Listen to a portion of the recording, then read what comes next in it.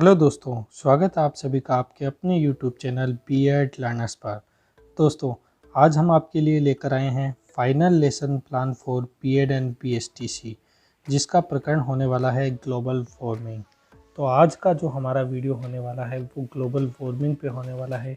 तो चलिए दोस्तों, वीडियो स्टार्ट करते हैं। दोस्तों, इस वीडियो को आप लास्ट तक ज़रूर देखें। अगर आपको वीडियो थोड़ा सा भी अच्छा लगे या थोड़ा सा भी हेल्पफुल हो तो वीडियो को लाइक ज़रूर करना और कमेंट करके बताना कि वीडियो आपको कैसा लगा। तो चलिए दोस्तों, अब वीडियो स्टार्ट करते हैं। सबसे पहले बात करेंगे अपन विशिष्ट उद्देश्य की, फिर उसके बाद में पूर्व ज्ञान, फिर उसके बाद में प्रस्तावना प्रश्न, उद्देश्य कथन और सहायक सामग्री। एक एक करके सभी के बारे में अपन बात करते हैं। सबसे पहले हम बात करते हैं विशिष्ट उद्देश्य के बारे में। सबसे पहले एक कॉलम बनाएंगे जिसमें क्रम संख्या, विशिष्ट उद्देश्य और अपेक्षित व्यवहारगत परिवर्तन के बारे में यहाँ पे लिख देंगे। पहला विशिष्ट उद्देश्य ज्ञानात्मक, अवबोध, ज्ञानोपयोग, कौशल, अभिरुचि और अभिवृत्ति।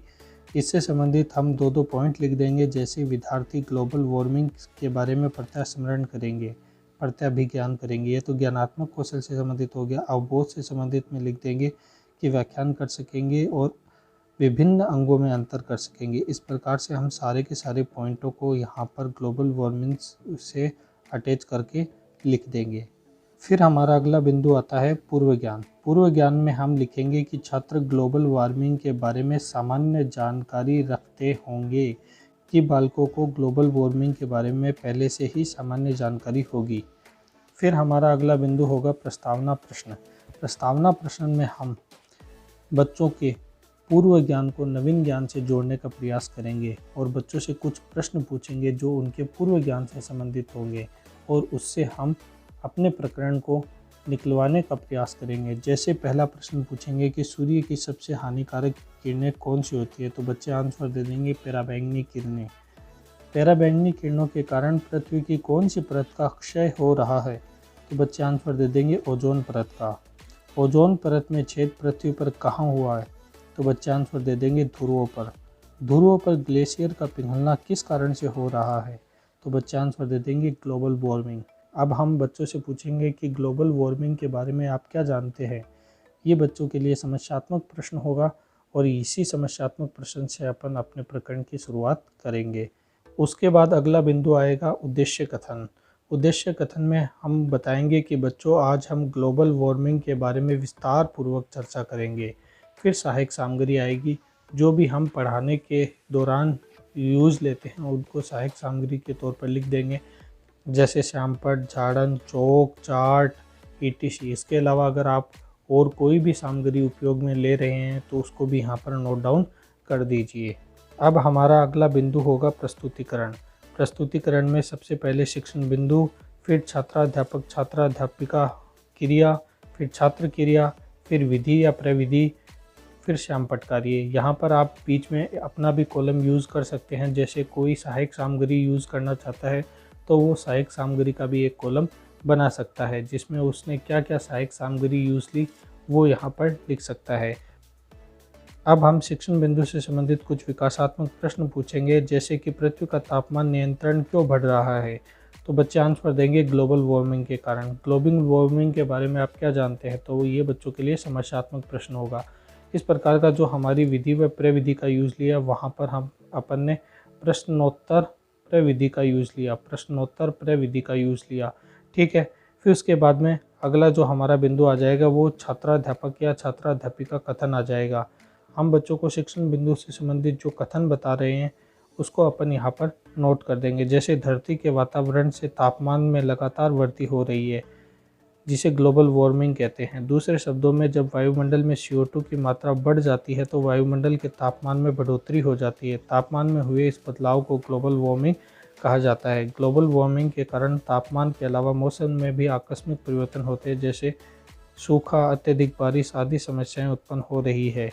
ग्लोबल वार्मिंग एक सतत प्रक्रिया तथा वैज्ञानिकों की आशंका है कि 2035 तक औसत वैश्विक तापमान अतिरिक्त 0.3 से 0.7 डिग्री सेंटीग्रेड तक बढ़ सकता है। तो इसमें छात्रों ने क्या क्रिया की उसको अपन छात्र क्रिया में लिख देंगे। जैसे छात्र ध्यानपूर्वक सुन रहे थे और नोटबुक में नोट कर रहे थे। इस प्रकार की जो विधि या प्रविधि यूज में लेते हैं उसे व्याख्यान विधि या प्रविधि कहते हैं।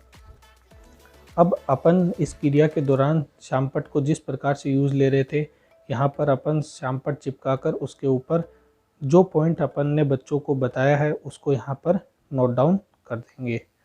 अब बच्चों से कुछ बोध प्रश्न पूछेंगे जो शिक्षण बिंदु से संबंधित होगा, जो अपन ने छात्राध्यापक या छात्राध्यापिका कथन के तौर पर बच्चों को पढ़ाया था। प्रश्न नंबर 1 की बात कर लेते हैं कि तापमान में नियंत्रण हो रही बढ़ोतरी को क्या कहते हैं। तो बच्चे आंसर देंगे ग्लोबल वार्मिंग। 2035 तक पृथ्वी का औसत तापमान कितना बढ़ सकता है। तो 0.3 से 0.7 डिग्री तक बढ़ सकता है। तो ये बच्चे आंसर देंगे। इस प्रकार का जो कौशल यूज किया उसे प्रश्न कौशल या प्रश्नोत्तर विधि या प्रविधि कहेंगे। अब अपन चलते हैं हमारे दूसरे शिक्षण बिंदु के ऊपर, जो है ग्लोबल वार्मिंग के क्या कारण हैं। तो इसी से संबंधित कुछ विकासात्मक प्रश्न पूछेंगे, जैसे हमारे वायुमंडल में कौन कौन सी गैसें उपस्थित है। तो इससे संबंधित हम बच्चों से प्रश्न पूछेंगे। छात्रों की जो क्रिया आएगी वो यहाँ पे लिख देंगे, जैसे O2, CO2, N2O और N2 ETC। फिर दूसरा प्रश्न पूछेंगे ग्लोबल वार्मिंग के लिए कौन सी गैसें जिम्मेदार है। तो यहाँ पर ये बच्चों के लिए समस्यात्मक प्रश्न होगा। जो विधि या प्रविधि यूज में ली उसे प्रश्नोत्तर प्रविधि कहेंगे। ठीक है। उसके बाद में छात्राध्यापक और छात्राध्यापिका कथन लिखेंगे। दोस्तों, आप अपने अकॉर्डिंग भी इसको लिख सकते हैं। ज़रूरी नहीं है कि आपको दिए गए वीडियो के हिसाब से ही इसको लिखना है। आप भी अपने मन से या फिर आपने जो पढ़ा है उसके अकॉर्डिंग यहाँ पर अपने छात्राध्यापक या छात्राध्यापिका कथन को ऐड कर सकते हैं। तो अपन बात कर लेते हैं अपन कथन के बारे में कि ग्लोबल वार्मिंग के अधिकांश मानवीय कारण हैं, जैसे वनों की अंधाधुंध कटाई, बिजली के लिए जीवाश्म ईंधन को जलाना, ETC मनुष्य के द्वारा ग्लोबल वार्मिंग को प्रोत्साहित किए जाने वाले कारक है। उसके अलावा ग्रीन हाउस गैसेज जैसे CO2, N2, CH4, ETC भी ग्रीन हाउस गैस प्रभाव उत्पन्न करती है, जिससे सूर्य के प्रकाश इनको पार करके पृथ्वी पर तो आ सकते हैं लेकिन वापस वायुमंडल से बाहर नहीं जाते, जिसके कारण से नियंत्रण पृथ्वी का तापमान बढ़ता रहता है। उसके अलावा औद्योगिकीकरण, उसके अलावा जंगलों की तेजी से हो रही कटाई के कारण O2 में कमी और CO2 में वृद्धि हो रही है। इस क्रिया के दौरान बच्चे ध्यानपूर्वक सुन रहे थे और नोटबुक में नोट कर रहे थे। इस प्रकार का कौशल व्याख्यान कौशल आ गया। फिर उसके बाद में अपन चलते हैं अपने 5वें पॉइंट पर। आज हमारा होगा कि फ्रिज और रेफ्रिजरेटर से निकलने वाली जो CFC गैसेज हैं उसके कारण भी जो ग्लोबल वार्मिंग है वो तेज़ी से बढ़ रहा है। खेती ग्लोबल वार्मिंग का एक आश्चर्यजनक कारण है, क्योंकि पशुधन मीथेन का उत्पादन करते हैं। वह कुछ उर्वरक N2O नाइट्रस ऑक्साइड, ठीक है, का उत्पादन करते हैं, जो दोनों ग्रीन हाउस गैसेज हैं। ठीक है। इस क्रिया के कारण क्या हुआ, ग्लोबल वार्मिंग हो रही है। अब जो ये कथन है इससे संबंधित हम बच्चों से कुछ बोध प्रश्न पूछेंगे कि ग्लोबल वार्मिंग के लिए मुख्य रूप से कौन सी चीज़ सबसे ज़्यादा जिम्मेदार है। बच्चे आंसर देंगे green house gases. Green house gases में कौन सी गैसेज शामिल की जाती है। बच्चे आंसर देंगे CO2, N2O और मीथेन ETC।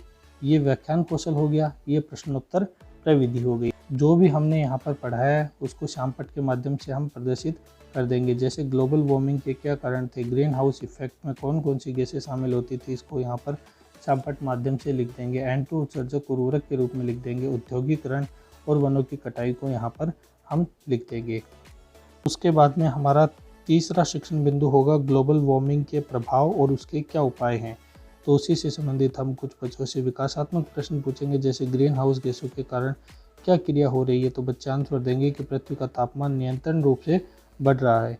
फिर उसके बाद में हम बच्चों से पूछेंगे कि पृथ्वी का तापमान बढ़ने पर पृथ्वी पर क्या प्रभाव पड़ेगा। तो बच्चे आंसर देने में असमर्थ होंगे, वो बच्चों के लिए समस्यात्मक प्रश्न होगा। और इस प्रकार जो विधि व प्रविधि हमने काम ली वो प्रश्नोत्तर प्रविधि हो जाएगी। फिर उसके बाद में छात्राध्यापक कथन या छात्राध्यापिका कथन के बारे में चर्चा करेंगे। सबसे पहले अपन बात करेंगे प्रभाव कि इससे क्या प्रभाव पड़ रहे हैं। तो जैसे बड़े बड़े ग्लेशियर बहुत तीव्र गति से पिघलना, जिसके कारण नदियों व समुद्र का जल स्तर बढ़ रहा है। बड़े जलवायु परिवर्तनों से तूफान अब और शक्तिशाली होते जा रहे हैं। तापमान अंतर से ऊर्जा लेकर तूफान ज़्यादा शक्तिशाली होते जा रहे हैं। CO2 की वजह से कैंसर जैसी बीमारियां हो सकती है।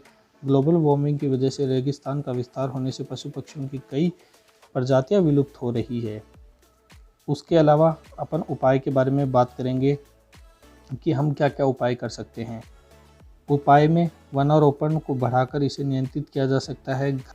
घर व ऑफिस में कम से कम एयर कंडीशन पर रेफ्रिजरेटर का प्रयोग किया जाना चाहिए ताकि CFC गैस के प्रभाव को कम किया जा सके। जितना हो सके स्वच्छ ईंधन का उपयोग होना चाहिए। ग्रीन हाउस गैसों के उत्सर्जन को भी कम करना चाहिए। अब इसी से संबंधित हम बच्चों से कुछ बहुत प्रश्न पूछ लेंगे कि किसकी वजह से कैंसर जैसी बीमारियां हो रही है। बच्चे आंसर दे देंगे CO2 की वजह से। ग्लोबल वार्मिंग को हम किस प्रकार से कम कर सकते हैं, तो वनोरोपण द्वारा। इसमें जो छात्र क्रिया हुई वो छात्र ध्यानपूर्वक सुन रहे हैं और नोटबुक में नोट कर रहे हैं। व्याख्यान कौशल हो गया या व्याख्यान प्रविधि हो जाएगा, ठीक है। उसके बाद में ये प्रश्न कौशल हो गया या प्रश्न प्रविधि हो जाएगा। अब अपन बात करते हैं श्यामपट्ट कार्य की। श्यामपट्ट कार्य में जो हमने छात्राध्यापक कथन में बताया उसी को ही हम यहाँ पर श्यामपट्ट चिपकाकर उसके ऊपर उसके प्रभाव और उपाय को शॉर्ट तरीके से बता देंगे। अब अपन बात करेंगे मूल्यांकन प्रश्न की। जो शिक्षण बिंदु हमने पढ़ाए हैं उसी से संबंधित हम बच्चों को कुछ मूल्यांकन प्रश्न पूछेंगे। जैसे ग्लोबल वार्मिंग किसे कहते हैं, निम्नलिखित में से कौन सी ग्रीन हाउस गैसेज हैं। ये ऑब्जेक्टिव टाइप क्वेश्चन हो गया।